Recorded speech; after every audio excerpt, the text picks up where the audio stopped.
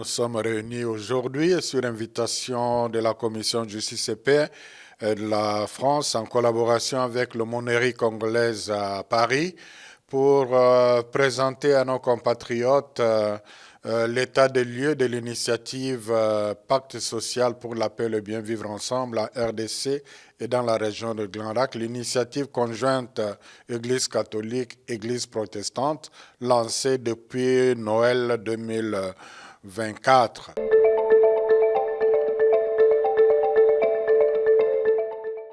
À la communauté congolaise, au pays comme à l'étranger, j'insiste sur le fait que cette initiative n'est pas une initiative de quelques individus, mais il s'agit de tous les évêques de la RDC, toutes tendances confondues.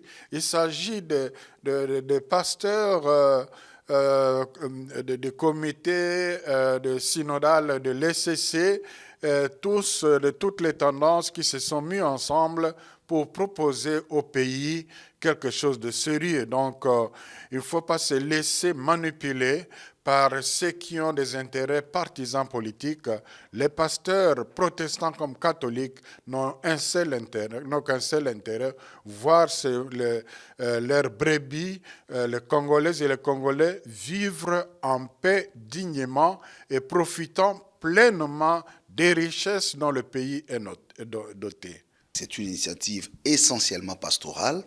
L'idée, c'est d'arriver à une appropriation citoyenne. Ce que nous faisons aujourd'hui est une valeur ajoutée dans la mesure où la procédure, comme je l'ai dit, veut à ce qu'il y ait un engagement citoyen et une participation collective à la solution du pays. Donc, c'est une question des citoyens. Voilà pourquoi nous voulons qu'il n'y ait pas seulement un débat élitique au niveau des acteurs politiques, mais qu'il y ait une appropriation des citoyens qui réfléchissent sur leurs propres problèmes, avec leurs propres méthodes, pour leurs solutions concertées. Nous attendons pour la journée de demain une participation massive des Congolais et des amis du Congo parce que ce serait pour nous l'occasion de dire ce qu'est le pacte et ce qu'il n'est pas et aussi obtenir un engagement collectif parce que les églises ne pensent pas réussir cette mission en elles seules sans l'accompagnement et l'implication de tous les fils et de toutes les filles du pays.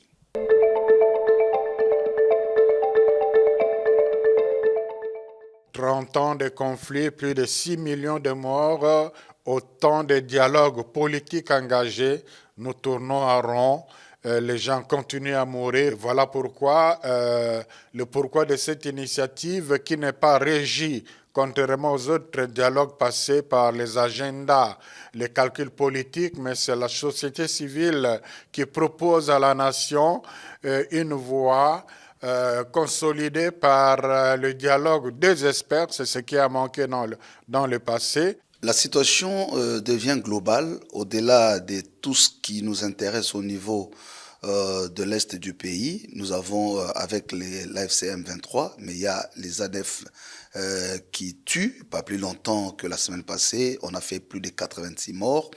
Donc, quand vous allez aussi du côté de l'Ouest, il y a toujours des poches d'insécurité. C'est pour dire que la situation est assez grave. Donc, pour répondre à cette situation, il faut éviter des solutions sectionnées. Il nous faut une solution concertée, réfléchie, avec des perspectives assez durables.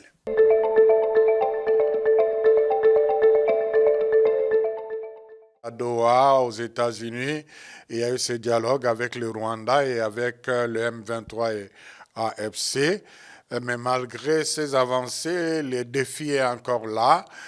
Déjà, l'accord cadre signé à Doha démontre qu'il y a beaucoup de protocoles à signer qui sont des questions d'intérêt national général qui ne peuvent pas être limités à la négociation avec un seul groupe armé. Et malgré cet accord cadre dont l'interprétation diffère, sur terrain, il n'y a pas encore la paix. Les tueries continuent.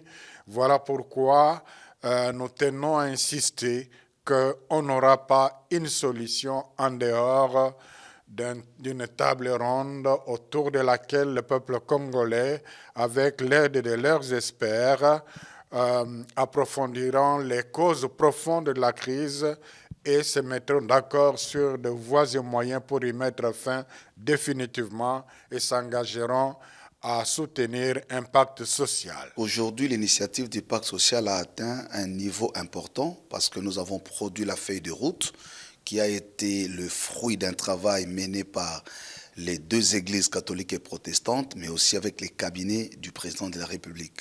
Donc, ceci dit, nous ne pouvons plus considérer cette initiative comme relevant d'une compétence privée des églises, mais aujourd'hui, la feuille de route nous montre le degré de l'engagement entre l'État congolais et les églises, et nous attendons impatiemment les actes d'État que le président de la République va prendre essentiellement pour lancer officiellement les dialogues et nous continuons à prier par rapport à cela.